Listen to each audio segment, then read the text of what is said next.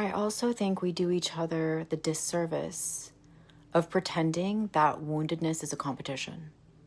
Like, that's crazy. If I express that I have some unhealed pain, or God forbid I use the word trauma because that's such a trigger for people, they're going to immediately bristle and insist that if I'm in pain, that invalidates their pain or decreases their ability to feel pain, right? And I don't know who made up that rule that this is zero sum, that like two people can't be wounded. Or how about like 8 billion people on this planet are definitely wounded and traumatized? Like, I remember my mom's favorite line growing up. She would say, if I would complain about something, which I learned just not to go to her with anything, but if I would attempt, she would say, of all the children starving in Africa right now, can you not just be grateful? You know? And couple things on the faulty thinking on that, right? First of all, whether you're drowning in an inch of water or an ocean of water, you're still drowning. And if I'm 12 years old, like, forgive me if I'm drowning in a couple inches of water. You know what I mean? Also, who said that healing was a limited and scarce resource that we need to harshly police each other for? Like, I've never called a therapist in my life and had to sit on a waiting list. Therapy is accessible.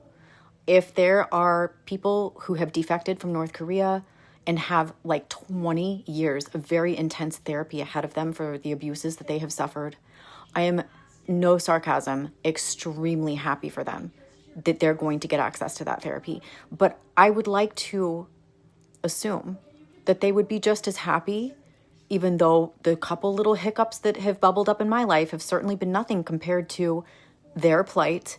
But I don't think they would look down on me any the more.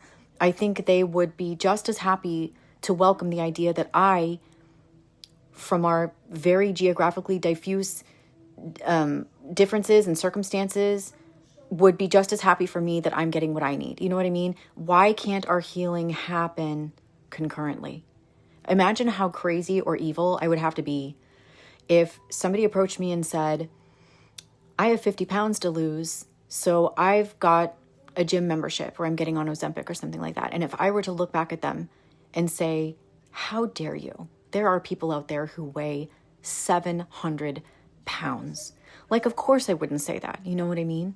There are enough gyms in the world. Like, I'm so happy for you that you're going to undertake the journey of losing your 50 pounds. Like, do you have to be 700 pounds before you go to the gym?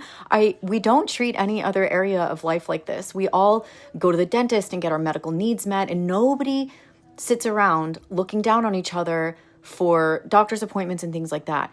But with trauma and with emotional stuff, for some reason, they act like if you don't have some distended belly from protracted hunger for many years, get in line with all your privilege. Like, get behind Gaza, get behind Somalia, Liberia, like get to the back of the line. Like, we don't have time for your stuff. That's how people treat you.